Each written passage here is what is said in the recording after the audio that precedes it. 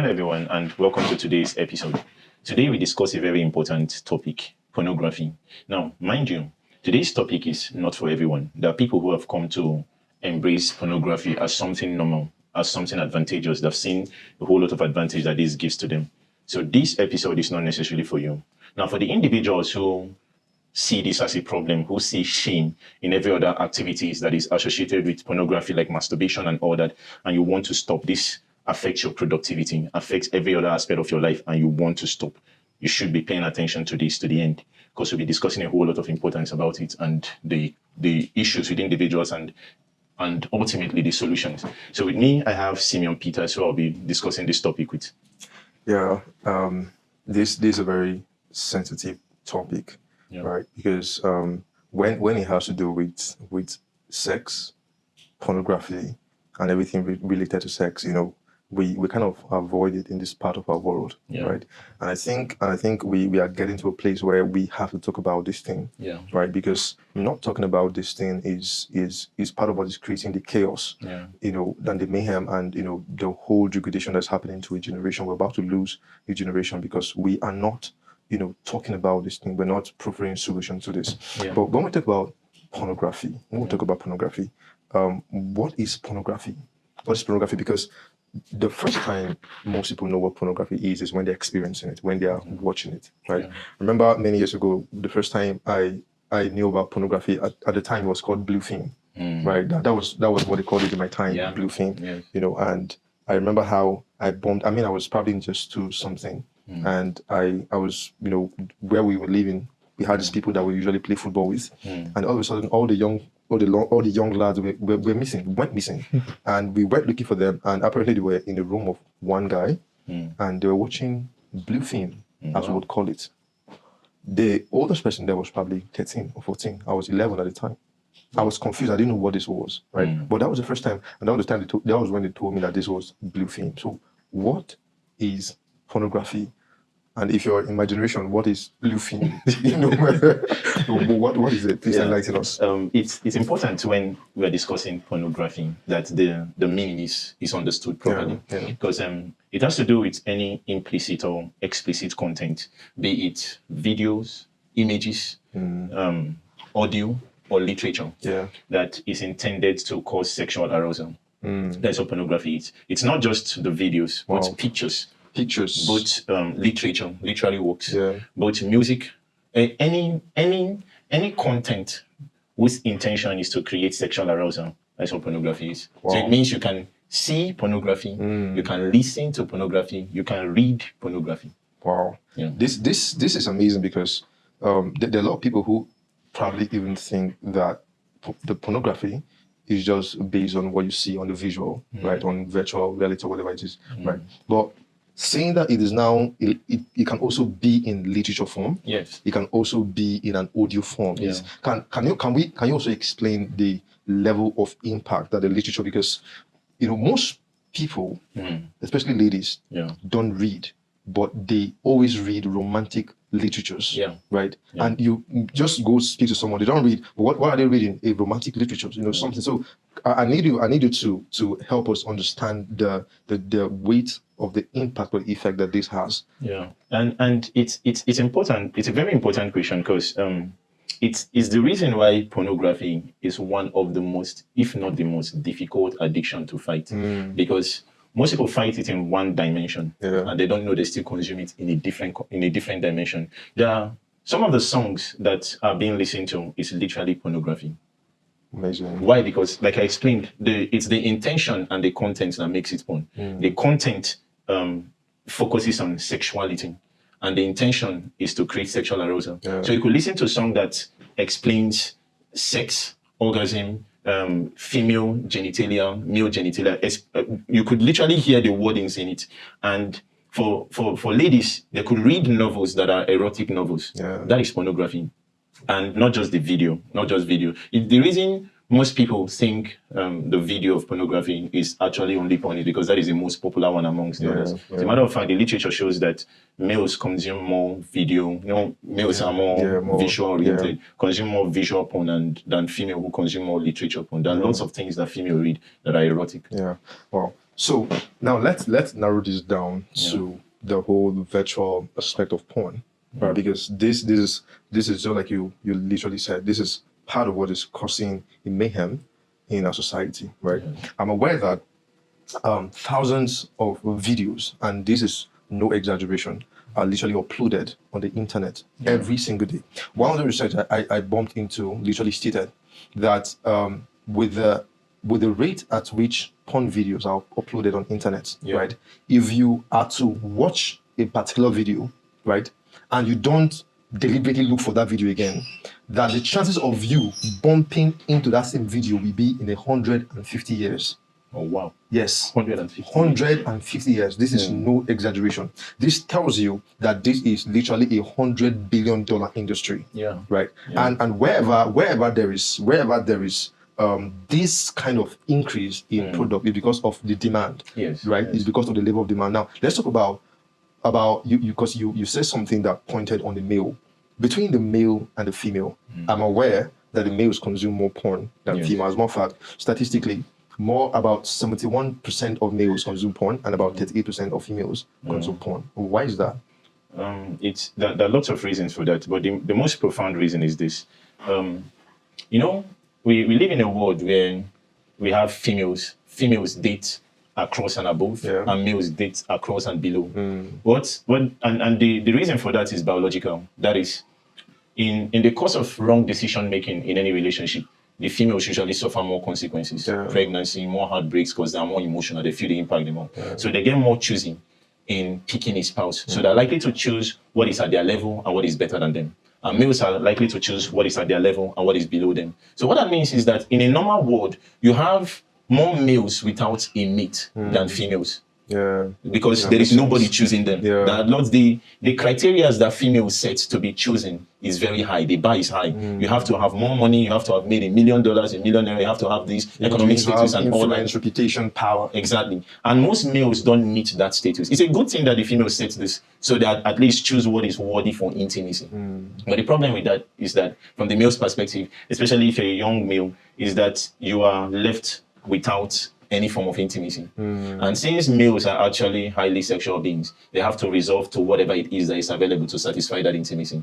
And the only thing that gives a cheap availability, but also creates the most intense form of interaction with sexuality is pornography. Because you can get access to the most beautiful women, the various specification of women in all sizes, types, shapes, colors, every single thing, by just accessing the internet. So it becomes a cheap access to satisfying that intimacy that was created by them not being chosen by the other spouse. This is why they consume it. This is really enlightening, right? Because it's a lot of people do not focus on why they do what they do, right? And if you could just pause to want to find out why. Why am I doing this? Right? Because what that means is you activate a thought process within you that can either empower you to literally stop.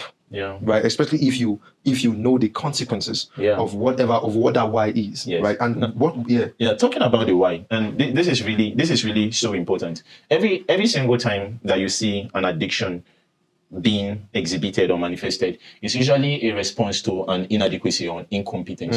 So whenever a person demonstrates addiction, there is an evidence that there is an area of incompetence or inadequacy that is being expressed. For instance, if you see a person with a gambling addiction, it's a person who have an inadequacy with financial management. So usually the response to it is to gamble, and then they get addicted gambling. Most successful business people don't gamble. That is an inadequate response to it. If you see a young man, just like we explained, that lacks any form of intimate interaction with his spouse, a young man, usually the response is pornography addiction. Now, the reason you have most people will argue that, but you have married people who are in a relationship that are still addicted to porn. So it's definitely not the inadequacy of not having an interaction with the opposite spouse. But what they forgot is that addiction with pornography was born and built at a very young age when this person didn't have this thing. So evidently, as they evolve and interact, they now start interacting with the other spouse and all that, but the inadequacy have already been created. You know what you're saying, it's so important because just knowing the why, like we're trying to point out, because if we are to understand this perspective that you're giving us right now, it means that most of these addictions are just results of something that people are not seeing. Right. As, and it's important because you mentioned inadequacy, and this inadequacy is relative. It means it's different for different people. Right. For some, it's rejection. Right. It's rejection, insecurity. Right. Insecurity, and just like you rightly noted, the internet, the virtual reality that that porn literally gives means that it gives you the power to see any kind of woman that you want to see, and gives you a notion of interaction with these people. This is someone that probably lacked that social interaction in a normal setting. They can't keep a conversation with a girl. Because the side effect of this is now isolation, right? Because they now become isolated. They always want to stay with this in the house that is giving them this security because of the insecurity. Exactly. So it was an inadequacy that was available in the course of not being able to keep a conversation. And like I said, this happens at a very young age. Those people that they can't talk to a girl, they can't discuss, they can't stay. You see them, their hands shake, especially. But what now created an illusion that have been satisfied is that they can now interact with the prettiest ladies on a porn site. Or maybe it's not just interpersonal, it's intrapersonal. Maybe they don't understand themselves. They don't know some things about their weaknesses. They don't know what makes them vulnerable. They don't just understand themselves. Let's talk about the age bracket that this impacts more on, because like you rightly say, when you were making reference to marriages, right?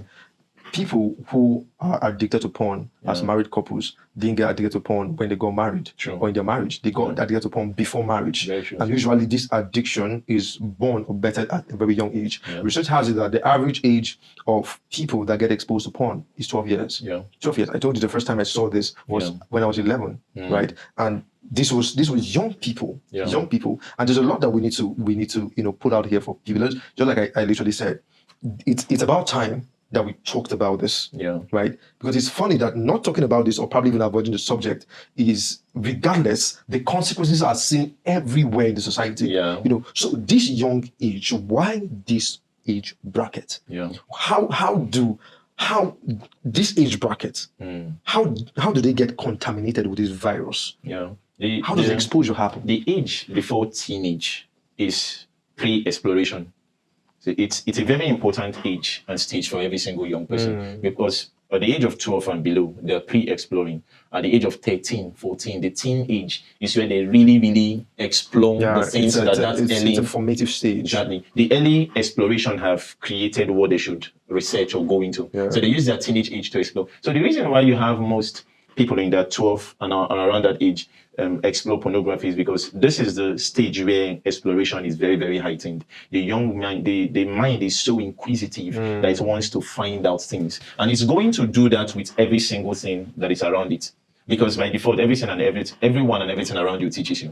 So if we fail at the people who are guardians to these people to create the right information to teach them about those inadequacies that they may have, those rejections, those insecurity that may cause addiction, they create solution to satisfying that inadequacy in their exploration, in their inquisitiveness. And the problem is that the things that are wrong are cheap to access. True. Very cheap to access. You need to say that again. The things that are wrong is so cheap. If a young man wants to go into internet fraud right now, it doesn't cost anything to be part of a hitch key. To be part of anything. If a young woman wants to go into prostitution, she just needs to hang around a brothel or so. They just take her in. If it doesn't cost anything to access a porn site, they just ask you, are you more than 18? Who wouldn't say they're more than 18 and all that? So it's so easy to access the things that are wrong. So what that means is, if there is no deliberate action to create the right information in this early stage of inquisitiveness, they will usually satisfy it by the cheap available thing, because they're not working, they can't afford anything, they can't pay for anything. It's not like they need to pay for knowledge. So they assess the things that are cheaply available, which will be evidently wrong, that will create that foundation for exploring in teenage. Just to add to this, point you just raised here, the side effect of this is that most of these things that are cheap Yeah. right now Yeah. and are easy right now, Yeah.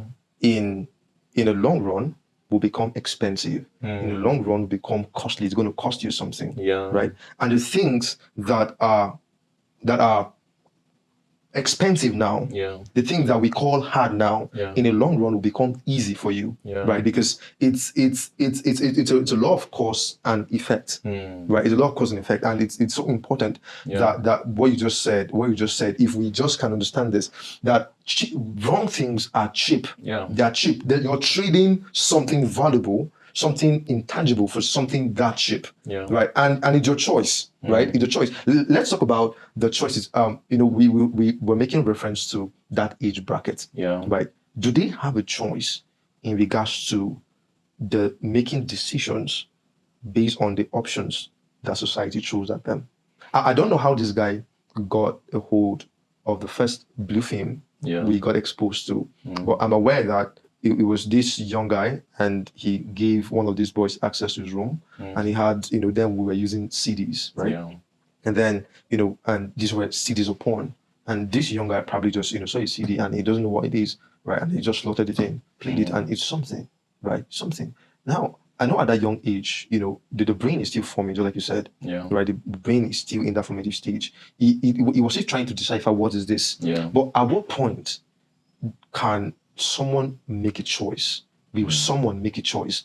And usually, asking you this, I'm having something going in my mind, because maybe even at the point when you would have to be able to make a choice, you're already addicted, right? But can we talk about this? This thing about choice? The thing is, when it has to do with young people, their choices and their will, it's not really totally their fault. Even if part of it is, it's not really totally their fault. Okay. Even if in a country, in most countries, pornography is illegal and all that, but most people use it to make ends meet also. So it's difficult for a young person to make a choice against something that they are not properly trained on the consequence. Say that again. They're not. It's difficult for a young person to make a choice on something that they're not properly trained on the consequence. So consequences. At 30, at 28, at 35, you can see the impact of pornography destruction on your life, on your relationship and all that. You're just a young man who is 12, just started the journey.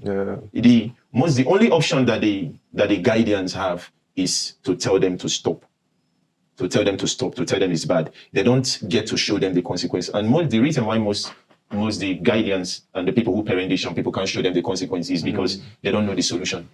So they know that by showing them the consequence is not enough. They need to show them the solution and how to stop. And most times, most young people are already addicted, like you said, before they are asked to make a choice against the thing, which is almost impossible. But when it has to do with the will and young people, the problem with the will of young people is that the decision making of young people are not intelligent. They are just emotional.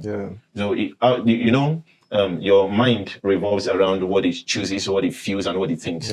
That aspect that chooses, it usually tilts towards emotion rather than intelligence, rather than thinking for young people. Because young people are still at the stage where they feel more than they think more. True. As you grow older, you tend to think more than you actually feel. You attach intelligence to your feeling. But now they're attaching feeling to their decision making. So most of the decisions that a young person would make will be based on how they feel. Now, at that formative stage, let's say between 10, 15 years, because that's the age bracket that studies have shown they get exposed to porn.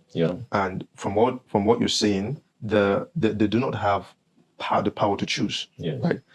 How can they be protected since they do not even understand the consequences of an action they're delving into? But let's just talk about that quickly and then talk about the effect of porn on individuals. On how the young people can be protected, it's very simple, even if it's going to be hard. It's very simple. People are taught biology in class, right? There is nothing wrong with biology, even if it exposes sexuality and all that. Just the same way people are taught biology, that taught chemistry, physics, and all that. People need to be taught on the things that affect the totality of their being, because pornography doesn't just affect a person's mind. It affects the psychology, the sociology, the biology, and it even affects people's technology. Affects its relationship. It affects the entire fabric of someone's life. So something that is that important, it's something that should be taught It's something that should be taught early. So in order to help these young people better, they have to be taught the consequence of the sin. And the consequence they don't have to see it when they get to 30, 40. They can be shown the consequence before they start interacting with these things. You know that while growing up, and this is really important, while growing up as a child, as a teenager, there are things that we never got to do because our parents either beat us on how wrong it is to be involved in it, or they advised us on how bad it is to not even get involved in it. There are some people that never got to smoke because their parents hinted on the danger of smoking, showed them the negative impact and consequence of that addiction and all that. There are people that never got to try things because the consequence of it was so profound and shown by the parents. But like I said, the reason most parents don't even focus on this whole addiction thing is that they don't even know the solution. They don't know. Most times before they get into explaining this to the kids are already addicted. So it's important.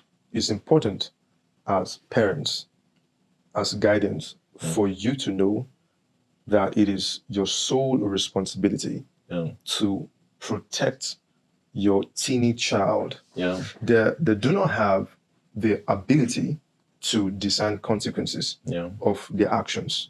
So it's your sole responsibility to protect them, to update them, to give them the right information, to give them the exposure. Because if you do not, this is guaranteed. They're going to get that information from somewhere else. They're going to get that exposure from somewhere else. And the effect of this is that wherever that exposure, that information, that update is coming from, will not highlight the consequences to them. It would literally showcase the pleasure to them. What most parents do alone is just to protect without education. So protection is important to be balanced with education. Profound. They just take away devices, like don't access this device, don't do this, don't do this. So even if the child is not accessing pornography, he doesn't know what it is. And we need to assure you, and this is so true. A lot of young people are addicted to pornography. Right now, I'm very certain that pornography is a major driver of literally all kinds of sexual vices that has eroded our society today. Right now, let's talk about the effect of pornography on individuals. Right, because now we are talking about consequences. Right. At the beginning of this video, we let you know the people that we're reaching out to. Right. People who are addicted to pornography. People who do not know a way out. People who are suffering, but they wish. And the one of the impact of this is that it breeds insecurity. Right. It makes you not to be able to speak up. This is like masturbation. This is something you want to almost die with. Do you understand? So it's difficult for you to speak out, to cry out for help. Right. But let's talk about the effect, because it's important that as we expose the effect and the impact of this, that a lot of people will begin to see the need to literally go for help. And you need to also know that you cannot help yourself. Very true. You cannot help yourself. Let's talk about the effect of pornography. One of the at least three most important impactful effect as far as pornography is concerned on individuals, even if there are lots of them. Now, the most important one for me is that pornography decorates the abnormality to sexual appeal for male and females.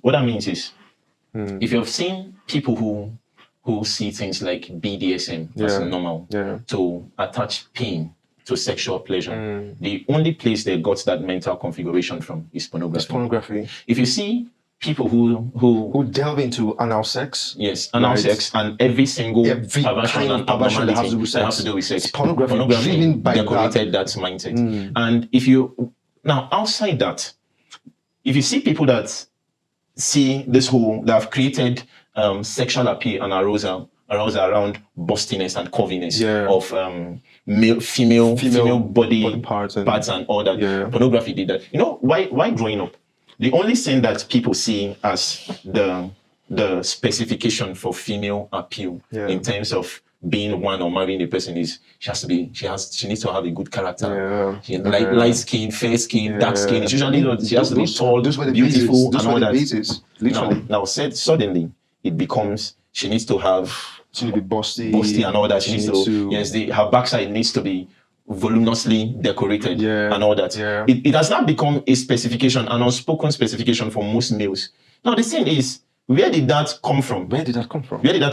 Because when you consume porn, you have to understand that Just like an actor, every single actor makes good his equipment of acting. The equipment for acting or action for porn stars is their body. It's their body. So they have to work on it, decorate it using surgeries and all that. So it creates the most heightened form of appeal. And when most young men and women read and consume these things and associate it with sex, so it now becomes difficult for them to have normal sex with people who don't meet this body type and all that. It also makes and for the males, it has breeded all kinds of desire or need to enlarge or go for enlargement of their male organ. Yeah. You know, and it's so that you're no longer comfortable with whatever size of male organ that you have, right? And these deconstructions are literally affecting our society, breeding insecurity both in men and females. These are people who are comfortable in their body type. They just need to work out and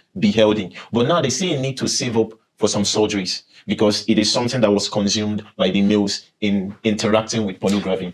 Just something just occurred to me with the perspective you just brought, or the effect this is having on individuals in regards to the males. There's so much drive in males for both six packs and all of that, right? They're very reasonable. But just like we are emphasizing, this industry, the porn industry, is a major driver of that. You've never seen the few times I watched porn. I've never seen a man with a pot belly who is. Do you get what I'm saying, right? They're always built, and just like you said, they're actors, right? So their bodies are designed in such a way that when you see them, you should be glued to your screen. It's intentional what they're doing, and so this has become a major driver both for the males and females in regards to how they want their body to look.